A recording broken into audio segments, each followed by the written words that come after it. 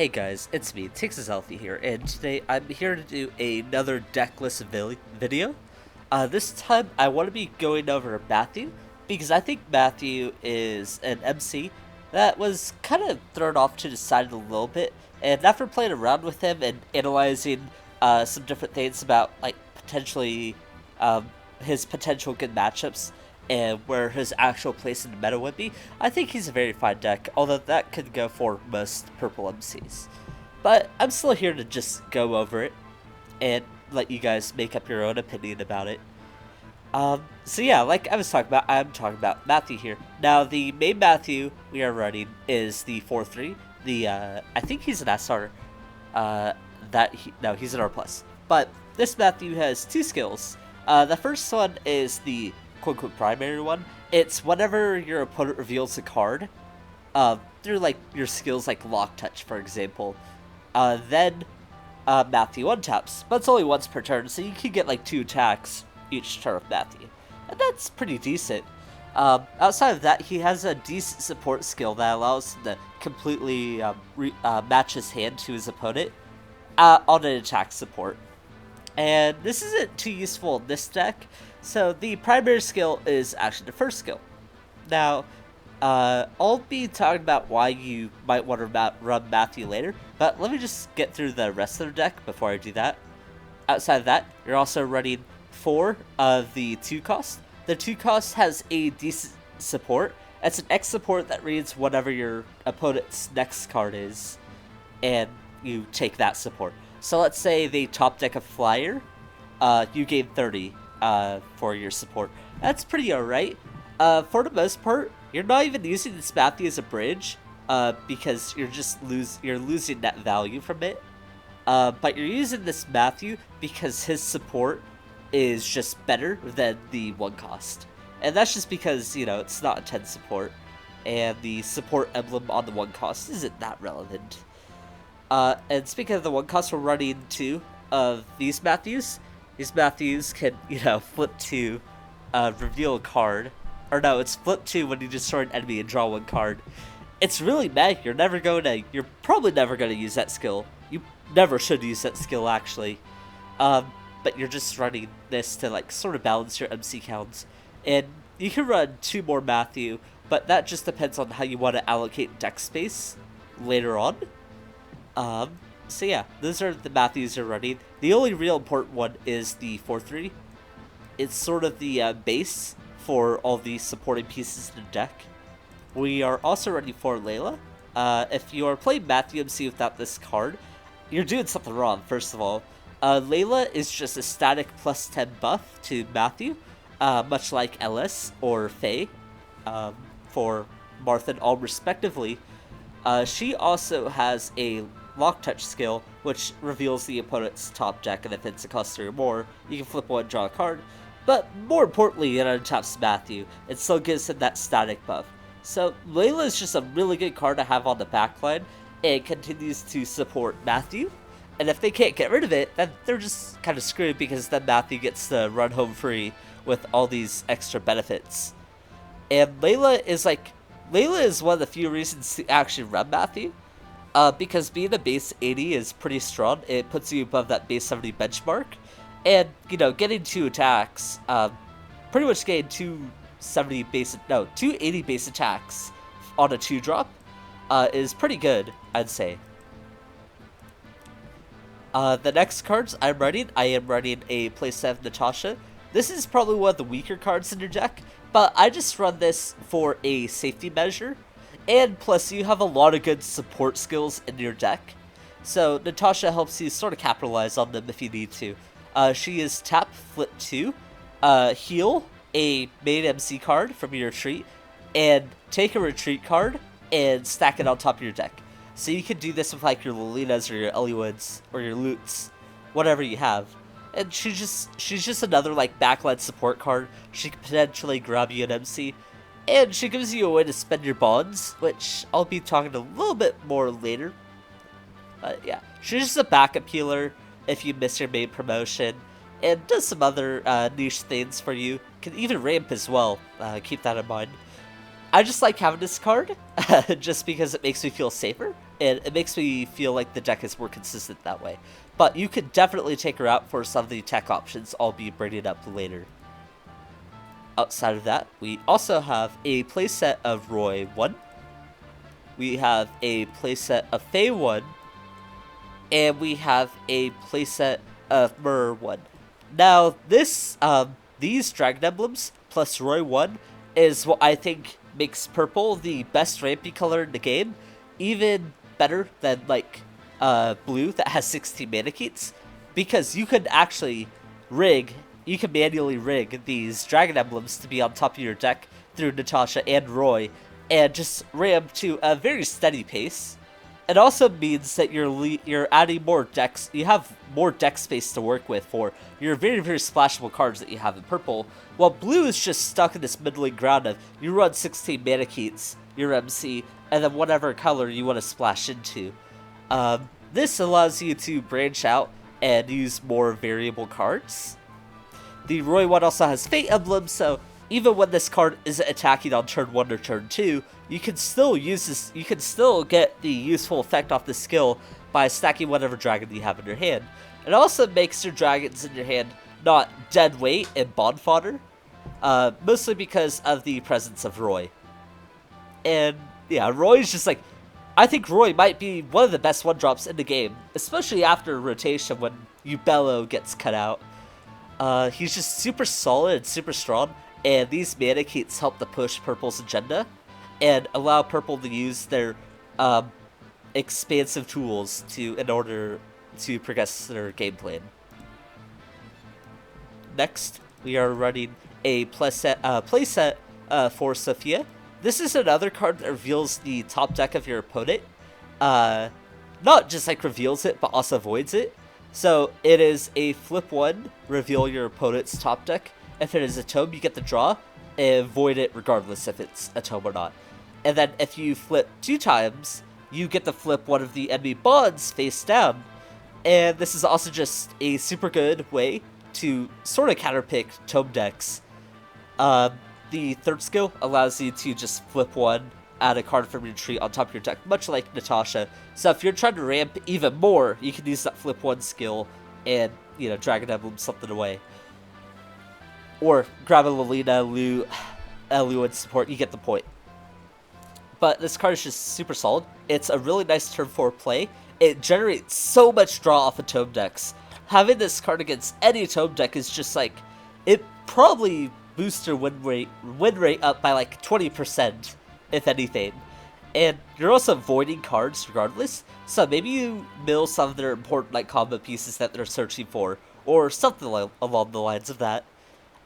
She's just like, I don't even know what to say about her. She's not an overpoweringly broken card, but she adds so much support and utility, and can shape a matchup into your favor depending on what you're going against. And even if the matchup isn't like super favored in Sophia, it's still just gonna create a contribution through her flip to flip an opponent bond skill, which also slows down your opponent.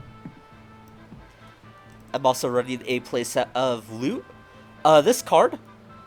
This deck ends up hoarding a lot of value.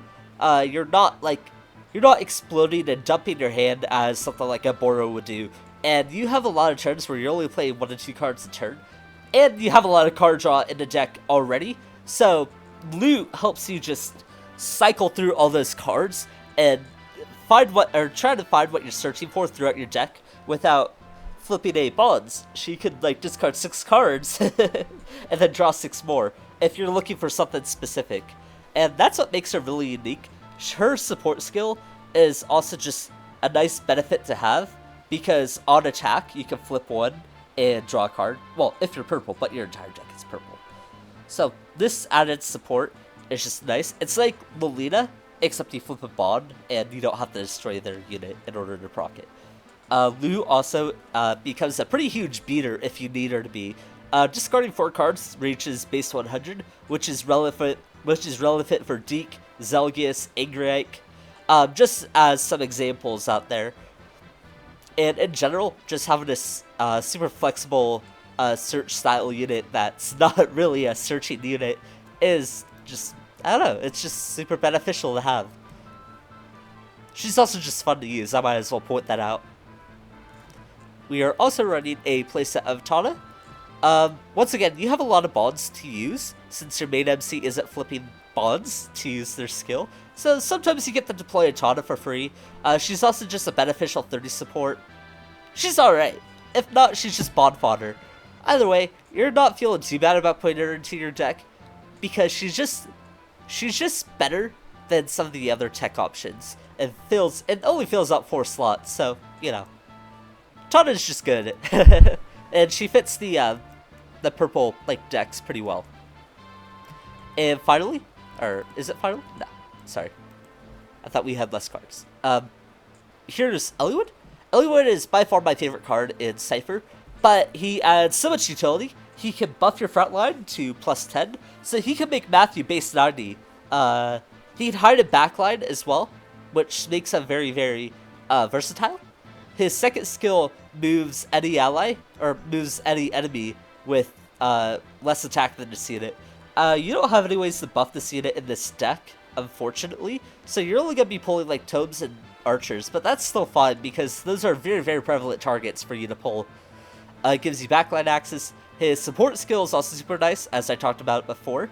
On attack, when you support this unit, you may move any enemy that is not engaging in the combat. So you can move the enemy, you can move your unit, or you can do a bunch of different things if you flip more bonds for it. And this is just like super flexible, it's super nice to have. You can't really go wrong with putting this card in your deck, and this is one of the reasons purple is such a good color, because this is basically Elice for all purple MCs. Except you already have Layla too, so this further like boosts your survivability. And finally, we have a playset of Lolita. Lolita is just sort of like, she is a really, really good support. If you destroy a unit while this unit is supported, you draw a card, which is like, it's just free value. It's literally free value.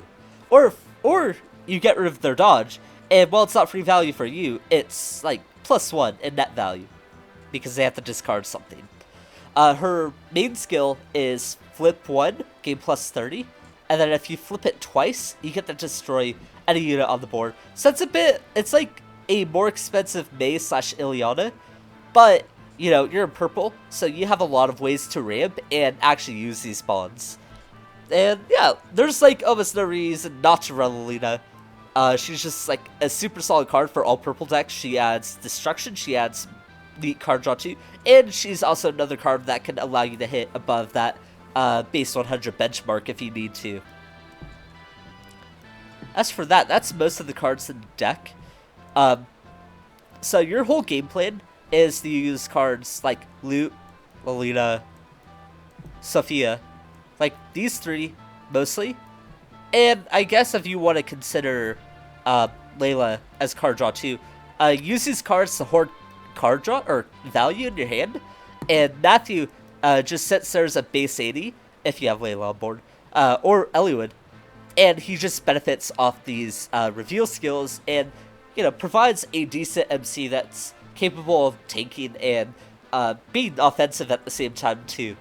And your card draws in this deck help you play into these really, really good purple cards, as long as actually use your ramp without drowning out, because that's an issue with decks that ramp too fast, is that they can run out of cards in their hand too quickly. There's also the fact that if you do run out of cards too quickly, you could still get a Matthew support in your deck as well, on like a non-Matthew unit of course, and refill your hand that way. So it's a lot of like 1-for-1s in this deck, but since you're not playing too many cards a turn, you're generally ending up with like +2 cards a turn, despite you probably playing a card and bonding a card at the same time. Yeah, and there's still some other cards that you can run in this deck if you are feeling up to it. For example, you have Jafar. Jafar allows you to capitalize off revealing the opponent's top deck. Unfortunately, the only card that really reveals top deck is Layla. Your other revealing cards are like Sophia,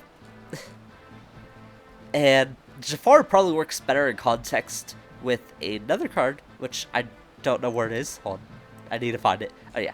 So Jafar probably works better with Roy. Roy is another card that can reveal. He taps 2 purple units, and then he can reveal the top deck of your opponent if it's a Dragon Sun, clear the board. But for the most part, you're using it to also proc your LIS skill, or your skill that procs from LIS, which just reveals the top card of your deck and deploys it.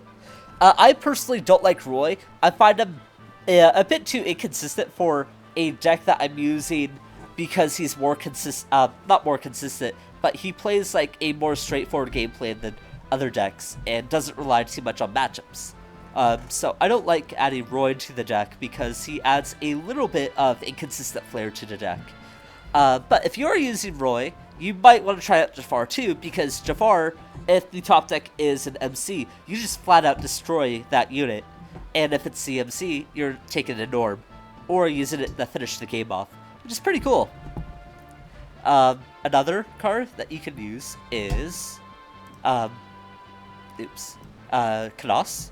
Since you are running quite a few tomes in Loot, Sophia, Natasha, Molina, Kanos can be a way to get value, but I think Kanos fits better into decks that have Dark Emblems into it. And that's mostly because you keep your opponent's hand in check with these Dark Emblems, and you don't even have a Mage Emblem in the deck to capitalize off of. So you'd probably have to flip one, grab a loot, and then grab whatever card afterwards, and then you'd end up, like, healing, which you don't really want. Let's just put it out like that. You have Lynn. Lynn is an interesting option that I was considering, and I feel like she might be underrated as a splash option, but she's just a way to, like, end the game at 0 orbs. And since Matthew can get out 2 attacks a turn on a decent amount of the time, then you're putting constant pressure on your opponent to dodge, and sometimes they may just go to 0 orbs, and that's where Lynn thrives. She can also just hit a unit and just drop another card on the board, fulfilling that tempo roll. Her X support is also nice because this deck is actually flipping a lot of bonds for their 1-for-1s and their card draws, and all their other utility skills. So I think Lynn might actually be a legitimate option in these decks. I haven't played around with her enough to properly say, but I still thought she would deserve a mention. We have Nino. She's just a sort of the same deal as Natasha, except she's a free healer. You can also run like Nino once to create more card draw, but she's okay. She's not the best. She's alright, I should say.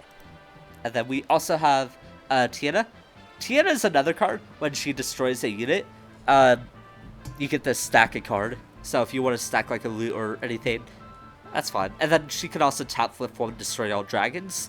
You have much better cards to be running this deck, but I still figured I'd bring up Tiana because she's not a horrible option. Yeah, and those are pretty much the reasons those are pretty much the splash cards. Now, the reasons you would want to run Matthew over any other like card or MC, mostly comes down to that he kind of takes 2 ideas from 2 different MCs and just sort of balances out between it. That being Lloyd and Al. Al can be way more explosive, and I think Al is probably a better deck than this because Al can like get 3 attacks a turn, or even more if you're going all out for the untaps, or if you're just lucky too. But the reason why you might run Matthew over Al is because despite Al also being a base 80 without the need of Eliwood or Layla on the field, is that Al is actually very squishy since he's using most of his Als from hand to stack and proc his untap skill. You usually aren't dodging, which means that you're taking a lot more hits and you're not gonna live as long if you're not like constantly healing. But if you're constantly healing and you're not like, proccing that untap, then you're just saying there's a base 80, and it's kind of confusing. But if you're looking for a deck that can finish the game off a bit faster, is probably a little bit more exciting too. I think Al is a perfectly fine card.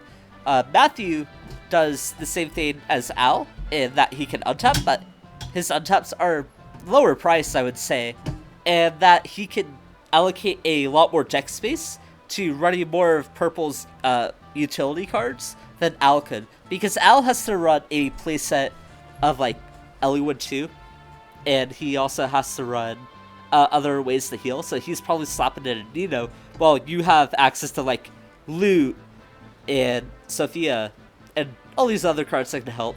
Yeah. That's about as much as I can say about Al. Now, Lloyd is pretty similar. Lloyd has a more devastating effect against decks that rely on support skills. So, he is a really, really good counter pick into like Kanos or into into other Dragon Emblem decks. And this just gives him an overall solid time against the other decks. But the one thing that Matthew does better than Lloyd is that Matthew is a bit bulkier than Lloyd because he has both Layla and Eliwood to buff him to base 80, while Lloyd only has Eliwood, and that's only occasionally. And I only say that is because you really want to protect your Layla because she's also your source of untaps as well. So you're probably going to be keeping like more Layla dodges as well. So if you're looking for an MC that probably has more even matchups across the board, but just like a little bit more positive than a couple more matchups, as opposed to Lloyd, who probably wins his good matchups a bit better, but has a more even time against like his even matchups than Matthew, and you'll probably want to run Lloyd. It just all depends on personal taste, but they're very, very similar, and they don't perform that much differently from each other. And anyways, that's pretty much it. I've pretty much gone over everything that I need. He's just a solid deck with the ability to ramp and use his spots effectively, while retaining this middle ground of not having too many dominating matchups based on just his tool set, but also, you know, just being flat out more even and possibly consistent than other decks. Yeah, so I'll see you guys next time.